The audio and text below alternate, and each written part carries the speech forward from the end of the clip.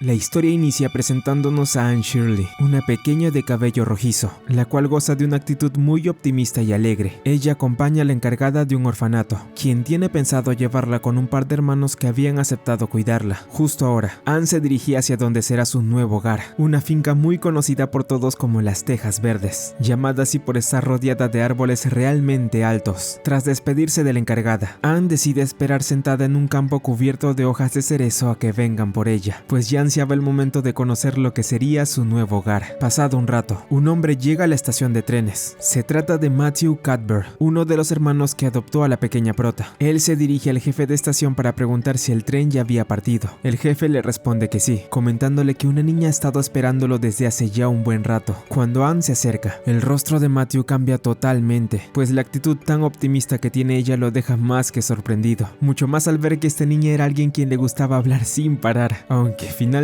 ambos creen que ya es hora de ir a la finca. Mientras tanto, en la residencia Cuthbert, conocemos a la hermana de Matthew, Marella. Ella habla con una de sus vecinas respecto a la decisión que tomaron su hermano y ella de adoptar a un niño del orfanato. Rachel, su vecina, cree que es una pésima idea hacerlo, considerando que Marella nunca había criado a alguien. Sin embargo, ella comenta que ya encontrarían la forma de disciplinarlo. Además, la decisión que tomaron fue la de adoptar a un muchacho que los ayudara con el trabajo pesado del hogar. O bueno, ese al menos fue el acuerdo que tenían. De camino a la finca, Anne se la pasa hablando con Matthew sobre el hermoso paisaje que los rodea, desde los árboles hasta la tierra rojiza del camino. Anne se muestra como una niña muy curiosa, a la vez que maravillada por las cosas que había por descubrir en este lugar. En un punto, ella se disculpa con Matthew al pensar que estaba hablando de más, pero él responde que no era algo que le molestara. Sin embargo, su rostro de preocupación aún se hace notar, mientras que la prota sigue hablando sobre las grandes ideas que tenía en su cabeza. Ella se entera de que cerca de la finca había un arroyo, cosa que le alegra bastante al haber sido siempre su sueño vivir cerca de uno. Anne confiesa que con eso casi podía alcanzar la felicidad plena, si no fuera por un pequeño detalle: su cabello. Ella revela que siempre ansió tener un cabello negro y sedoso, aunque si bien intentó imaginar cómo sería su vida con ese color, siempre volvía a tener cabello rojo. En eso, Anne queda maravillada al pasar por un sendero lleno de cerezos, los cuales la dejan pasmada por lo bellos que eran. Matthew menciona que ese camino blanco era conocido como la avenida. Ella piensa que es un nombre muy aburrido para tal lugar, pues al ser tan hermoso, ella cree que un nombre más poético podría ser el Sendero Blanco de las Delicias. Con mucho optimismo, Anne sigue charlando con Matthew durante el resto del camino hasta que finalmente ambos terminan llegando a su destino. Anne consigue adivinar cuál es la casa donde sería su nuevo hogar, algo que termina sorprendiendo mucho a Matthew. Sin embargo, no puede evitar seguir preocupado por lo que vendría ahora. Una vez allí, el hombre es recibido por su hermana, quien con una mirada seria pregunta dónde está el muchacho que adoptaron. Matthew intenta razonar con Marella, diciéndole que esta pequeña es quien lo estaba esperando en la estación, y él no podía simplemente dejarla allí. Sin embargo, quien sufre más al escuchar esta discusión es Anne, quien con lágrimas en los ojos comprende que ellos nunca habían planeado adoptarla. Ella confiesa que nadie en su vida la había querido realmente, y justo ahora se da cuenta de que ellos tampoco eran la excepción. Marella trata de tranquilizar a Anne diciéndole que no había por qué llorar, pero ella continúa hablando, preguntándole si acaso no se sentiría mal al ser traída de un orfanato a lo que sería su nuevo hogar, y luego le dijeran que no la querían por no ser un chico. Marella se muestra algo avergonzada por las palabras que dijo. Sin embargo, justo ahora lo único que podría hacer era decirle a la pequeña que no tenían pensado echarla. Después de todo, ya era muy tarde. Marella le pregunta su nombre, a lo que Anne le pide a la mujer que por favor la llame Cordelia, asegurando que siempre quiso tener un nombre tan elegante como ese. Sin embargo, Marella quería que le dijera su nombre verdadero, algo que finalmente termina haciendo. La mujer le pregunta a la prota si acaso no había ningún niño en el orfanato. Ella responde que la encargada del lugar, la señora Spencer, le había comentado que los hermanos Cuthbert estaban buscando a una niña, pero al final esto resultó ser una mentira. Ella se sentía terrible al enterarse de ello, y aún más después de haber presenciado la belleza de este lugar. Los Cuthbert piensan que lo mejor ahora es cenar, viendo la hora que era. Sin embargo, toda esta situación hace que Anne no tenga ganas de comer. Más tarde, Marella traslada a la prota a una habitación donde pasaría la noche. Luego de arroparse, Marella regresa, dándose cuenta de que la niña era muy desordenada. Antes de irse, ella le desea buenas noches a Anne, pero esto hace que la pequeña se enfade aún más, diciéndole que eso sería imposible, pues luego de lo ocurrido, esta se había convertido en la peor noche de su vida. Marella habla con su hermano, comentándole que la mañana siguiente, ella misma iría al orfanato para devolver a Anne. Matthew cree que era una pena, pues él realmente pensaba que la prota era una niña fascinante. Marella se da cuenta de que Matthew fue hechizado por la personalidad de Anne, diciéndole que una niña no le serviría para nada experta en las labores del hogar. Matthew menciona que tal vez Anne no le sea de ayuda, pero puede que ellos sean quienes deberían ayudarla. Además, al escucharla hablar durante todo el camino, Matthew presiente que ella tenía algo especial. Marvella se niega rotundamente a aceptarla, a lo cual Matthew no tiene más opción que hacerle caso. A la mañana siguiente, Anne despierta admirando el paisaje del campo, preparándose antes de bajar a desayunar con los Cadbury. Ella comenta que el día anterior estuvo muy deprimida, pero ahora se sentía mucho mejor después de admirar el gran amanecer. Tras terminar de comer, Anne decide ayudar a Marvella a lavar los platos. La mujer se da cuenta de que la pequeña es muy eficiente, aunque de igual forma le dice que muy pronto se irían hacia el orfanato, mandando a Anne jugar afuera mientras se preparaba para partir. Si bien en un inicio ella se entusiasma por salir, rápidamente Anne regresa dentro. Ella afirma que no quería enamorarse más de este hermoso lugar si no podía quedarse. Anne menciona que si salía a conocer el arroyo, las flores o la reina de nieve, no aguantaría estar lejos de ellos. Marvella no entiende a quién se refiere cuando hablaba de la reina de nieve, aunque Anne explica que ese fue el nombre que le puso al cerezo que estaba cerca de su ventana. Si bien no tenía mucho sentido ponerle un nombre a un árbol, Anne explica que ella lo hizo con el fin de entablar una conexión de amistad con él. Marvella admite que esta niña sí podría ser algo impresionante. Sin embargo, ella de igual forma quería evitar ser hechizada por su actitud, así que decide no perder más el tiempo y llevarla de una vez por todas al orfanato. En el camino, Anne nuevamente se la pasa hablando sobre su gran imaginación y los sueños que tenía. Marvella piensa que si estaría todo el tramo conversando, al menos podría contarle algo más de ella. Con dudas, Anne decide hacerlo, mencionando que ella tenía 11 años y nació en Nueva Escocia. Sus padres fallecieron un tiempo después de su nacimiento. Tras ocurrir ese suceso, ella llegó a parar a casa de una familia donde solía cuidar de 3 pares de gemelos, viviendo durante unos años hasta que el esposo de la mujer que la acogió falleció. Después de eso, tuvo que irse al orfanato, viendo que nadie quería acogerla. Marvella se da cuenta de que Anne tuvo una vida muy difícil,